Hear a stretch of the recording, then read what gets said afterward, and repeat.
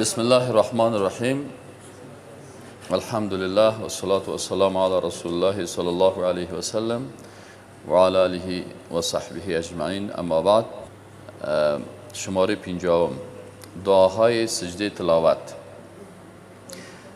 در سجده تلاوت، در سجدهش وقتی که انسان سجده میکنه میگه که سجد وجهی للذی خلقه، یعنی رسول الله صلی الله علیه و سلم امی در سجده امی الفاظ خواندن در سجده تلاوت، سجد وجهی للذی خلقه، سجده نمود روی ما، للذی به ذاتی که خلقه او را خلق نموده است، و شق سمعه، و شق نموده یا باز نموده گوشش را، و بصره و چشمش را، و بحوله و قوته، و با کمک و قوت الله سبحانه و تعالی امی امور انجام شده. فتبارک الله، پس بسیار با برکت است الله سبحانه و تعالی که احسن الخالقین، که بهترین خلقنده ها هست. همچنان این دعای دیگر هم رسول الله صلی خواندن: اللهم اکتب لی بها عندك اجرا، اللهم اکتب لی بها عندك اجرا، ودع عني بها وزرا، واجعل لي عندك ذخرا، وتقبلها مني كما تقبلتها من عبدك داود. اللهم یا الله، اکتب بنویس، لی برای من، بها به امی سجده یا به امی دعا، عندك به نزدت، اجرا اجر، و ضع عنی بها وزرا، و توسط ازی یک گناه مرا چیکو از بین ببر. واجعل لی عندك ذخرا، واجعل و بگردان لی برای من، عندك در نزد خودت، ذخرا یک ذخیره، و تقبلها منی، و قبول کن ایرا از من، کما تقبلتها من عبدك داود، مثل که ایرا قبول کردی از بندیت داود علیه السلام. یعنی شما ببینین که رسول اکرم صلی الله علیه و سلم دعاهایی را که برای ما و شما تعلیم میده در کلش مخاطبش کی است؟ الله هست. الله هست. خب مییم سر تشهد. ما و شما تحیات لله و صلات و سلام را همیشه میخوانیم، لکن هدفی است که انسان مؤمن معنای زیر بفهمه. فهمیدین؟ یعنی التحیات لله و الصلوات و الطیبات. اینجا سه قسم چی هست؟ عبادت هاست. یکی عبادت های زبانی هست، یکی عبادت های بدنی هست، و یکی هم عبادت های مالی هست. التحیات لله وقتی که میگن پروردگارا تمام عبادت های زبانی خاص برای تو هست. بسیاری کس ها معنای زیر نمیفهمه. التحیات تمامی عبادت های زبانی لله خاص برای الله سبحانه تعالی است. و الصلوات و تمامی عبادت های بدنی خاص برای کی هست؟ برای الله هست.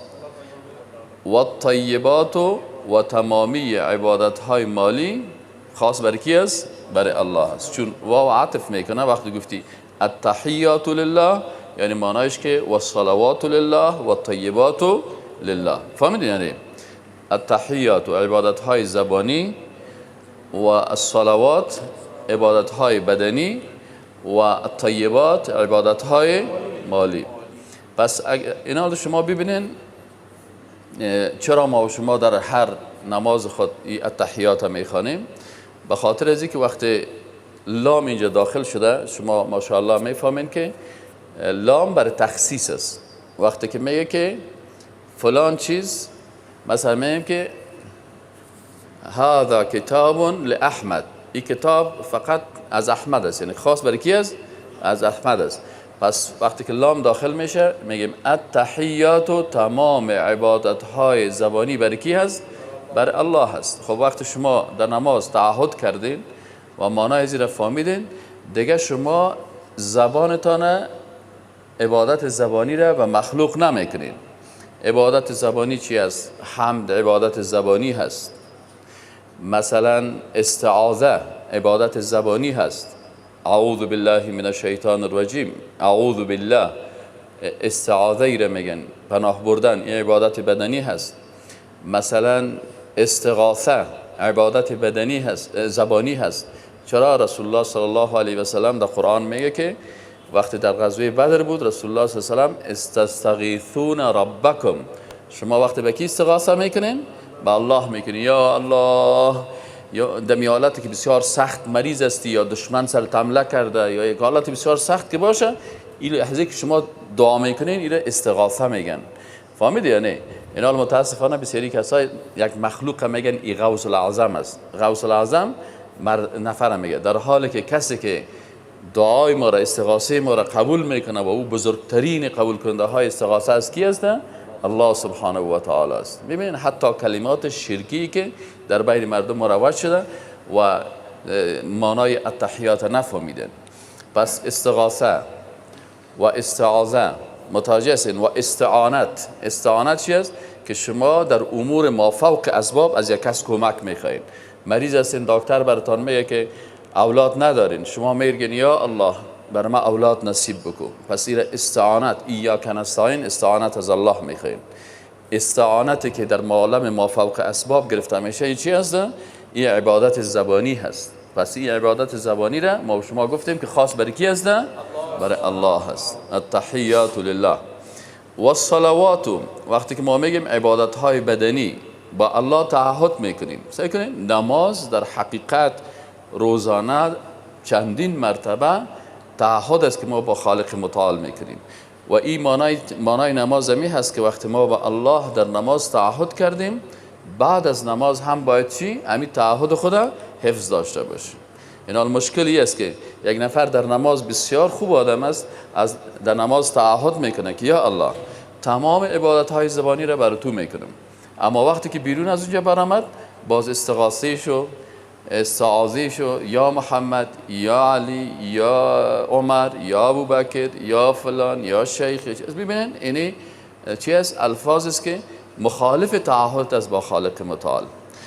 و صلوات ما تعهد دیگه کردیم که یا الله تمام عبادت های بدنی رو من برای کی میکنم؟ خاص برای تو میکنم. پس این حال عبادت های بدنی چی هست؟ مثلا رکوع عبادت بدنی هست، سجده وقتی که سرت به سجده میمانه عبادت بدنی هست. متوجه هستیم؟ قیام عبادت بدنی هست. یعنی ما شما روز در عبادت گفتیم که 3 شرط است: خوف باشه، امید باشه و محبت باشه. این حال وقتی که در مقابل یک کسی با محبت، با خوف که از او میترسی هم و از او امید هم داری، حتی قیام باید به شکل قیام بر از او استاد نشی. بعضی کسا در مقابل بت بسیار اتباعجزی استاد میشه. بعضی کسا در مقابل قبر هم مثل که در حالت قیام است. این حال قعده زانو زدن که است، عبادت است. متوجه شدین؟ پس این کلش عبادت های بدنی است که ما در هر نماز خود با خالق متعال تعهد میکنیم که یا الله تمام عبادت های بدنی رو خاص برای کی میکنیم؟ خاص برای خودت میکنیم. و طیبات دیگه عبادت های چی هستن؟ مالی هستن. در عبادت های مالی نظر عبادت مالی هست. ببینید نماز میخوانن، تعهد میکنن، بر زبانت حمدگویا، بر دلت پیدا صنم، ای به باطن کافر و ظاهر مسلمانی چی سودی. شاعر چقدر خوبش زیبا میگه. یعنی بسیاری کساس در زبانش تعهد میکنه. ما شما میره بچه‌ش میبینیم نماز میخونه، همین تعهد میکنه، لکن معنایش نمیفهمه. 60 ساله شده، 70 ساله شده، پرسانش کنی که خب حاجی صاحب همین تحیات چند مرتبه خواندی؟ شاید اگه کلش حساب بکنم میگه 10,200,490 چند مرتبه امیر خوانده. یعنی در طول عمر شما که 5 وقت نماز میخوانین و نوافل میخوانین و سنت ها رو میخوانین، ببینین با تراویح و بایا، یعنی شاید یک نفر در طول عمر خود چندین میلیون مرتبه امی التحیات لله و صلوات و طیبات با خالقش تعهد کرده، ولی چندین میلیون مرتبه بی‌معنا. متوجه هستین چه خطر است در نماز ما و شما، نماز خواندن ما و شما بدون معنا، برای معنایش وقت ندادن. بناهن چی مشکل پیدا شده؟ مشکل پیدا شده که تعهد با الله در زبان میکنه اما نمیفهمه. یک ایره علما میگه پرندگک بر تفلک خود گفته بود انسان انسان که دست خود به سنگ برد فرار کو. فهمید؟ یعنی او برش گفته بود که انسان که دست خود به سنگ برد یعنی می خاطر که سنگ بزنه بپر بگریز دیگه میگه پرنده قرار امیر یاد گرفته بود انسان که دست خود به سنگ برد فرار کو، انسان دست خود به سنگ برد فرار کو. یک وقت قرار یک جای است معنایش نفهمیده، یک نفر آمد سنگ دست خود گرفت اینو میخواد بزنه این چی میکنه؟ انسان که دست خود به سنگ برد فرار کو، انسان دست خود اینه او زد که سنگ مغزش باد کرد. اینا بسیاری کساس نماز میخونه الفاظ نماز معنایش نمیفهمه، بنان تعهدار یاد نداره، میکنن تعهد زبانی اما چون معنایش نمیفهمه به این خاطر برش چی پیدا میشه؟ اما الفاظش بی معنا هست و نمازش در شخصیتش تاثیر نمیکنه. چرا وقتی انسان که خالق خود در نماز چی کرد؟ ان الصلاه تنها عن الفحشاء والمنکر. حالا مثلا چی منکر است؟ منکرات بزرگترین منکر اعتقادی هست، بزرگترین منکر که انسان در جهنم داخل میکنه، در دوزخ داخل میکنه منکرات اعتقادی هست. منکر اعتقادی چی هست؟ اینجا که ما شما گفتیم طیبات، مالی، نظر به غیر الله. ما شما چقدر مردم میبینیم که نظر به نام کی میکنن؟ به نام مخلوق میکنه. این شربت به نام شهدای صالحین است، اینی مرغ به نام فلانی نظر کردیم، اینی چی است؟ حتی می خانم ها که مشرک میشن میگن سمنک نظر چی است؟ نظر بهار است، نمیگه که نظر الله است، میگه نظر کی است؟ نظر بهار است. چون آفتاب پرستا غالبا به آفتاب، مهتاب، فصل ها بینی شب روز عبادت میکنن. پس این حال وقت ما میگیم التحیات و تمامی عبادت های زبانی و الصلوات و تمامی عبادت های بدنی و طیبات و تمامی عبادت های مالی، پس نظر عبادت شد باید فقط برای الله بکنیم. ذبح حیوان فصل لربک وانحر، چی معنی؟ فصل لربک وانحر لربک، امی قسم که نماز باید خاص برای الله بخوانی، ذبح حیوان و ذبح پرنده را هم باید خاص برای کی بکنی؟ برای الله بکنی. از ما و شما مشکل چی است؟ بسیاری کسا افتؤمنون ببعض الکتاب و تکفرون ببعض. با فصل لربکش ایمان دارن، نماز خاص برای الله میخونن، وقتی که ذبح حیوان شد باز حیوان زیر پای عاجز ذبح میکنن، حیوان در مقابل قبر و زیارت ذبح میکنن، حیوان در مقابل یک خانمی که عروس است برای عروس ذبح میکنن زیر پای از او. یعنی کل ذی ذبح چی است؟ حتی در حدیث شریف میگه که در عصر رسول الله صلی الله علیه و سلم رسول الله یک حدیث را بیان میکنن که دو نفر در قریه در امتهای قبلی داخل میشدن. ببینین چقدر رسول اکرم صلی الله علیه و سلم، یعنی یک قصه در امتهای قبلی شاید به میلیون ها قصه بوده باشه، لکن یک قصه بسیار دقیقی که از او آدم میتونه بسیار استفاده عالی بکنم. او چی است؟ میگه که یک دو نفر در قریه داخل میشدن. سابق در قدیم الزمان همیشه قریه ها چهار طرفش دیوار داشتن، نه حصار داشتن و یک دروازه می داشت. پس اگر یک نفر میخواست در قریه داخل شود طبعا پاسبانا و تو از پیشش یا پرسان میکردن یا چی میگن. گفته یک دو نفر مسلمان ها در قریه داخل میشدن. مسلمان طبعا خطابش بر امت حقیقی هر پیغمبر مسلمان است. این یهودیت و نصرانیت یا باز شکل تحریف شده ادیان است. میگه یکی از مسلمان های از امت های قبلی دو نفر میرفتن در یک قریه، ددان دروازه قریه منطقه یا قریه یک مجسمه گذاشته شده، بت هستن و قانون از اینا می بود که هر کس که داخل میشه اینجا باید برای این بت یک دانه حیوان یا یک چیزی را ذبح بکنه. خب دو نفر آمدن، حالا مسلمان هستن، میخواین داخل قریه شو و نمیخواین که امی عمل شرک آمیز انجام بدن. برای پاسبانا برشان میگن که خب اینجا قانون است، شما اگه گوسفند ندارین که ذبح کنین. اونا میگن ما غریب مردم هستیم، گوسفند نداریم، we don't have. میگن no problem، مشکل نیست که گوسفند ندارین، برین یک دانه سگ پیدا کنین. چون کافرها حتی سگ هم میگن مقصد خون بریزن، برین یک سگ پیدا کنین. یا رفتن گفت والا نو داگ، ما سگ نیافتیم. برین یک پشک پیدا کنین. گفت که نیافتیم. خب بالاخره پاسبانا گفت اینجا قانون است و ما نمیتونیم بدون قانون شما را اجازه بدیم. گفت خیر هیچ چیز نیافتیم. گفت خیر است یک دو دانه پشه یا مگس پیدا کنیم، کلیش پیشین بود قطع کنیم. ببینین یک نفر ازی گفت نمیکنم من این کاره، چون ما او فهمید که مسلمان است، زیر زد گردن از این بیچاره را پران و ایره به شهادت رسد. و نفر دومیش گفت که چیه پس دیگه، اول یک پشگک چی است؟ مثل ما و شما که میگیم نه یک پشگک چی است؟ این حاله این میگه اینی میره که دمی حدیث شریف میگه که اینمی نفر با اینمی عمل خود در دوزخ میره. یعنی قطع کردن سر یک پشه یا یک مگس در مقابل یک مجسمه انسان. بعضی کسا بر مجسمه سجده میکنه، بر بسیاری اشخاص سجده میکنه، بر قبر سجده میکنه، متوجه هستی؟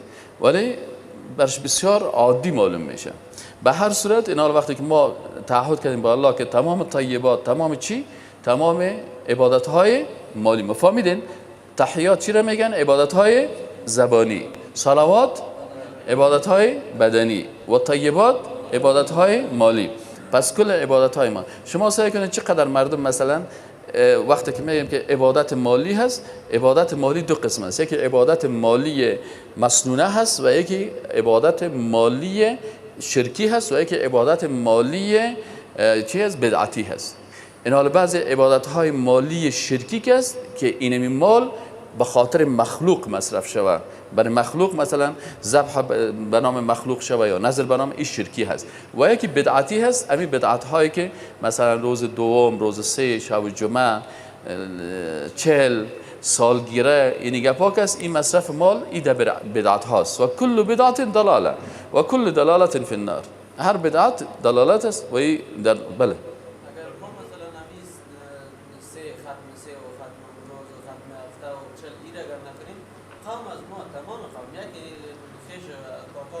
درست است. ما فهمیدیم ما مشکل ما چی هستن؟ مشکل ما خودم در زندگی خود زیاد تجربه کردیم.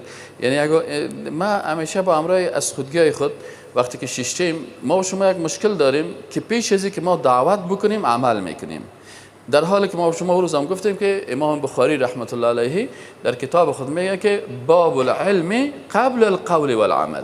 ببین ما و شما منهجی که سلف صالح مثلا علمای بزرگ اسلام هستن مثل امام بخاری دادن، اگر از این ما شما یک درس در دعوت در زندگی خود بگیریم، شما دعوتگر اسلام هستین میخواین یک درس در می قسمت بگیرین، شما امیر سرتان تطبیق نمیکنین. امام بخاری میگه باب العلم قبل القول والعمل. اول خودتان علم داشته باشین، باز که علم داشتین برای مردم اول بفهمانین، برای مردم بفهمانین. من یک دفعه یکی از چی بوده که شب جمعه دوستایم بودن، نرفتم، از خودگی ما بودن، من نرفتم. دیگر روز که در مجلس برابر شدیم، یکی از دوستای بسیار خوب ما، چند نفر دوستا شیشته بودن، کلشان خیستن و 20-25 نفر شیشته بودن و من تنها بودم. امرایم جره بحث کردن. خب وقتی که جره بحث شروع کردن من برشان گفتم برادر عزیز، اول خب من مسلکی شما غیر مسلکی هستین.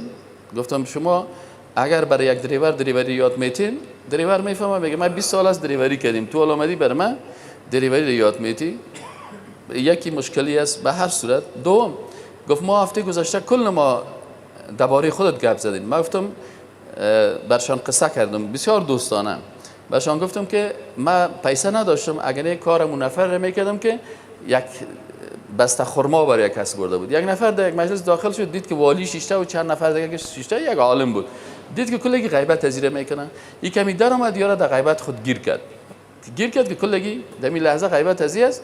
پسی برآمد که برآمد کلگی گفت والا من که فهمید قار کرد چطور رفت دمی شار. امی بهترین خرما بود دیگه، می وقت می کلچه و کیک گپایشون خرمای خوبش بود. عربا که برای کس میرفتی خرمای مثلا آجوا برش میآوردی، رفتی برش خوب آمد از خرمای لوکس درجه یکی که از او که قیمت زیاد نبود، کټک هم تو آورد بفرمایید کل ایران ماندن که این خو مردکه نه تنها قار نشد، این چیز کرد. سعی کنید دعوت.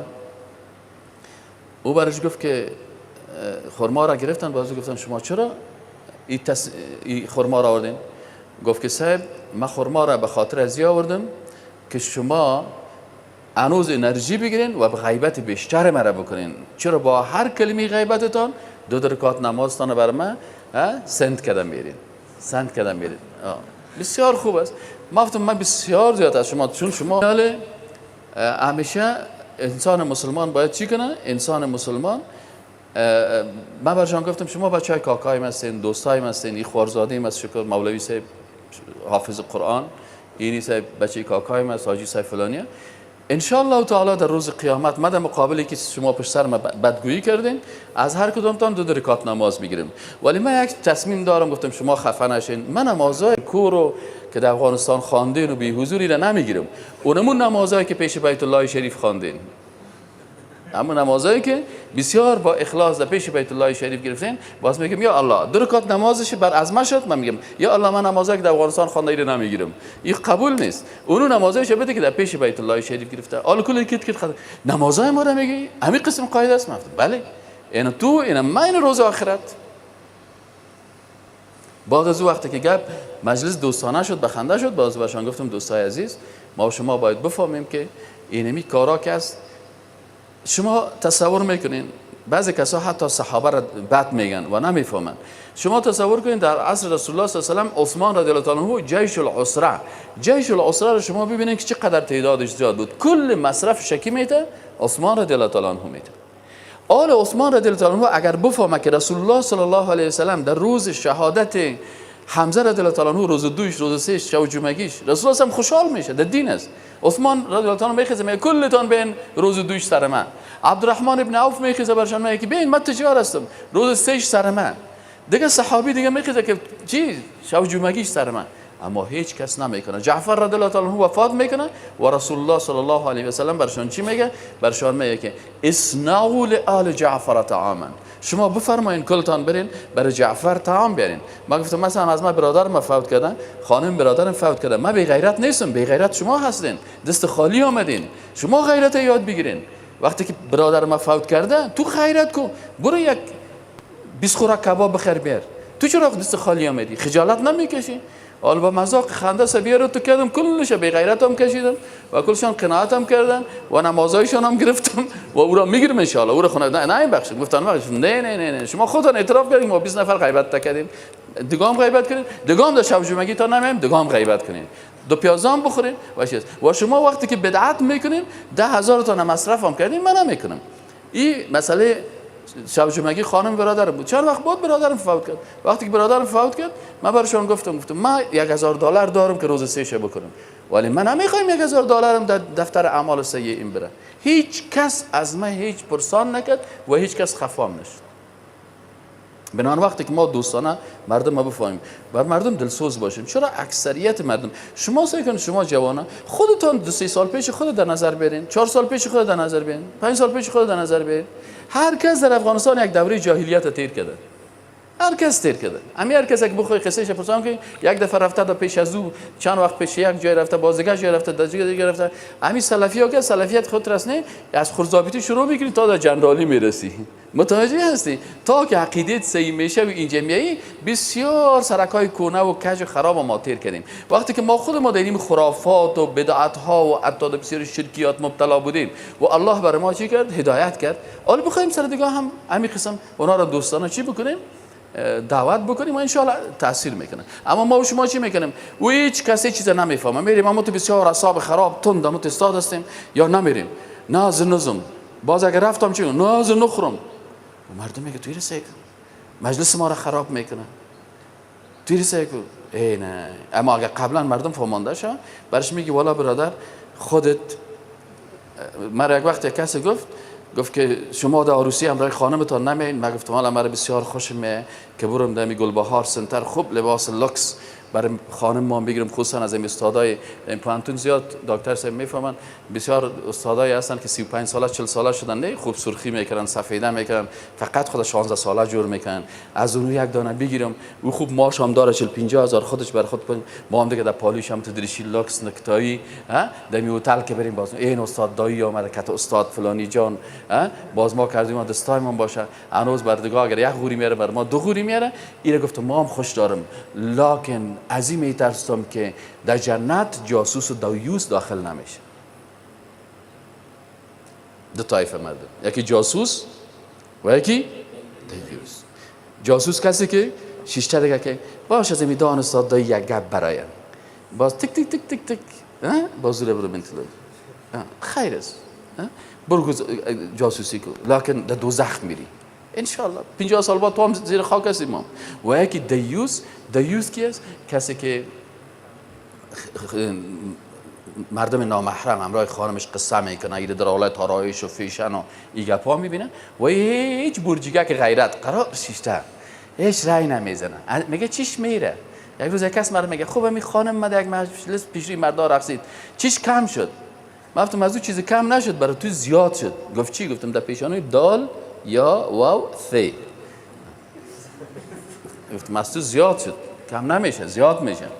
این حال بسیاری وقتا فهمیدین. یعنی از این خاطر ما و شما کوشش کنیم دوستانه مردم بفهمانیم و اگر کس نفهمید میگه با خدا زدگان ستیزه مکن که خدا زدگان را خدا زده است. خدا زدگان که سات ستیزه نکرو که خدا زدگان کو خدا زده ہے. خدا نمارنا ہے. نه وقتی که رفتی تقریر کردی. ایره تقریر میگن. عالمی که در مجالس بدعت، شرک، گمراهی اشتراک میکنه بر از او مشروعیت میده. اگر او عوام بیچاره به اساس عدم فهم یک دفعه در دوزخ قطعه میخوره، انشاءالله یه عالم 10 مرتبه قطعه میخوره. چرا تو تقریر کردی؟ نه ریاکاری رو میبینی؟ این رو میگه بفهمان. پدرت فهماندی؟ بیادرت فهماند؟ که نکرد خلاص دیگه. تو میگه که برای پدرت هم میخواسته میگه پدر جان این دین است، من تو دین فهمیدین و پیشمک است الله و رسولش از کل ای که چی هستن؟ محبوب تر است. آیت قرآن میگه که و این جاهداک علی ان تشرک بی ما لیس لک به علم فلا تطعهما. الله در قرآن میگه که شما و وصینا الانسان بوالدیه، ما انسان گفتیم به والدینتان چی کنین؟ احسان بکنین. احترامش دست شماش میکنی، احترامش میکنی، از جیبت برش پیسه میتی، کالاییت برش میخری، همه کار. و اینجا حدا که باز اگر می مادر پدر سعی و تلاش داشتن که حالا جهد کوشش میکردن و اینجا حدا که علی ان تشرک بی که تو شریک بیاری به من ما لیس لک به این امر الله هست. فلا تطعهما و صاحبهما فی الدنیا معروفا. باز اطاعتش نکو در مخالفت شریعت الله، لکن امرایش صحبت خوب بکن، امنشینی خوب بکن، احترامش بکن. بگو برات احترام هم دارم، خواهم ساری دیگه. من بسیاری وقتا پدرم میگم پدر جان احترامت دارم، خدا این مسئله ما رفع کن. باز میگه برو بچه سیس ان شاء الله. در جایی که دعوت وقت واجب است که در دعوت منکرات نباشه. وقتی که منکر بود ما اونجا باید اشتراک نکنیم.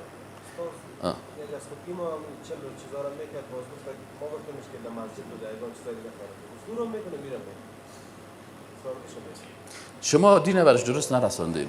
شما برش میفهمیدین که اینی کار کس اینی بر توی ثواب نداره. اینا رو وافق والا کسی که قبول نمیکنه شما کار الله را نکنین. خب اکثرا به جوانای دعوتگر یک مشکل دارن. مشکلشان این است که میخواین کار الله را بکنن، کار پیغمبر را بکنین. الله سبحانه و تعالی و پیغمبر صلی الله علیه و آله میگه که انما علیک البلاغ و علینا الهدى. تبلیغ وظیفه ماست، هدایت کار الله است. فقط ما بر جانب مقابل با زبان شیرین، با حکمت، با دوستی و با محبت میرسانیم. ادعو الی سبیل ربک بالحکمه، با حکمت برش میرسانیم.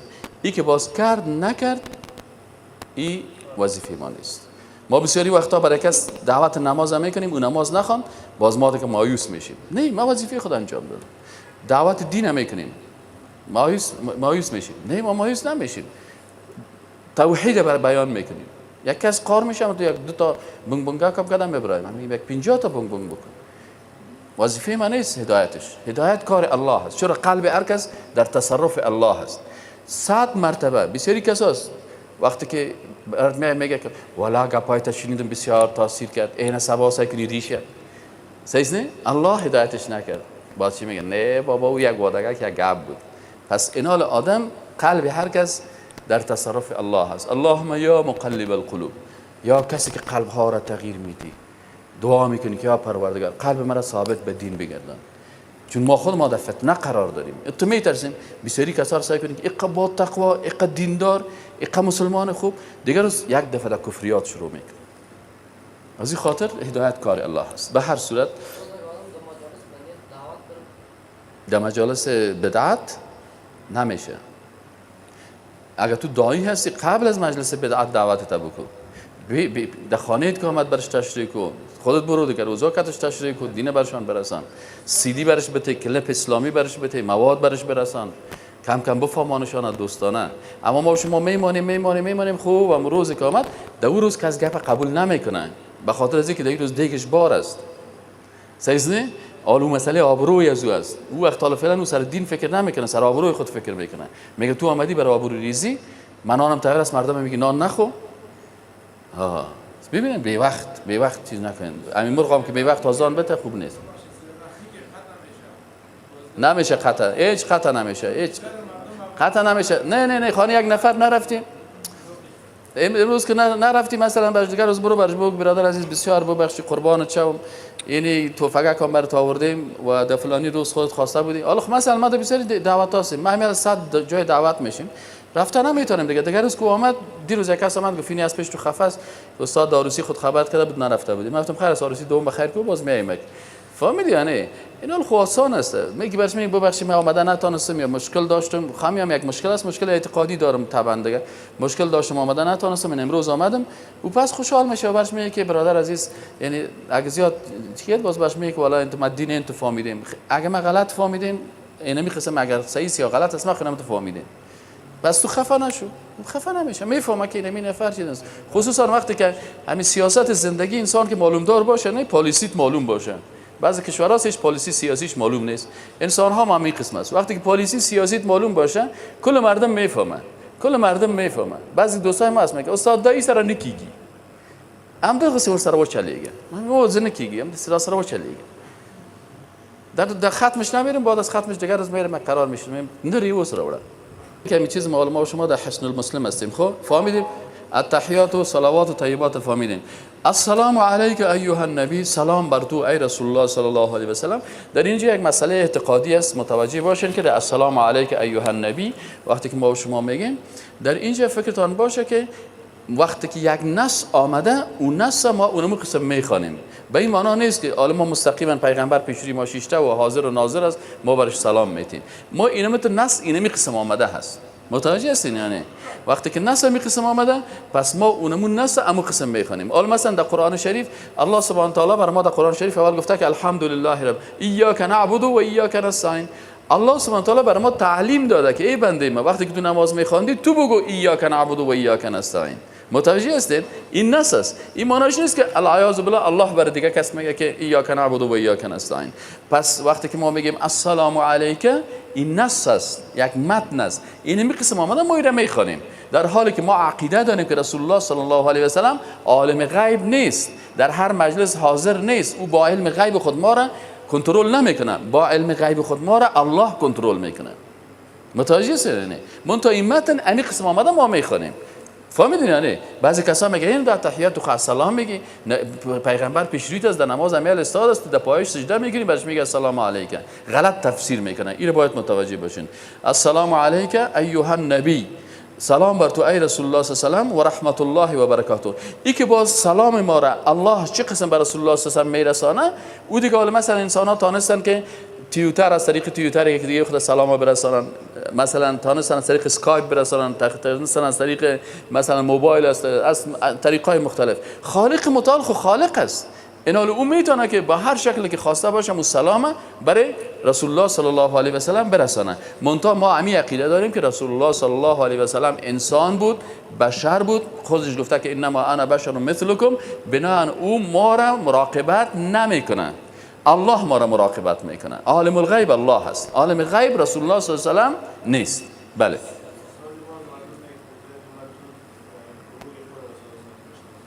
اینمی امر چه قسم الله برش میرسانه و کار الله هست. متوجه هستین؟ در مسائل غیبیات الله درود چه قسم بر رسول الله صلی الله علیه و سلم میرسانه و کار الله هست. اما باید عقیده خود خراب نکنیم که روز جمعه اگر ما درود میفرستم رسول الله صلی الله علیه و سلم در این مسجد میه و درود مرا گوش میگیره. باز عالم غیب میشه. متوجه از این باشیم عالم غیب الله هست. عالم غیب خب خیر است و یک اصطلاح از فکرتان باشه که در اردو که است، چون اکثرا بسیاری مردم ها به زبان اردو متاثر می باشه، کسایی که در مناطق اردو نشین زندگی کردن، اونا مثلا میگه که ما شما میگیم جناب عالی بفرمایین، در اردو میگه حضور تشریف لای، تو امی کلمه جناب یا محترم حضور میگن. یعنی عقیدهشون اون قسم نیست که پیغمبر هم حاضر و ناظر است، یعنی کسایی که اینجا میگن. بعضی کسا تو حضور به معنای عالی جناب، بزرگوار، سر. فهمیدین؟ آنت یک اصطلاح هست. از این خاطر ما شما زود باید حکم سر کس نکنیم. السلام علیک ایها النبی و رحمت الله و برکاته. السلام علینا و علی عباد الله الصالحین. السلام علینا. اینجا میگیم سلام بر رسول و سلامتی بر ما باشه، یا الله ما را هم سلامت داشته باش، و علی عباد الله الصالحین و به تمام بنده های صالحش. اشهد ان لا اله الا الله و اشهد ان محمدا عبده و رسوله. سبحانك اللهم و بحمدک اشهد ان لا اله الا انت.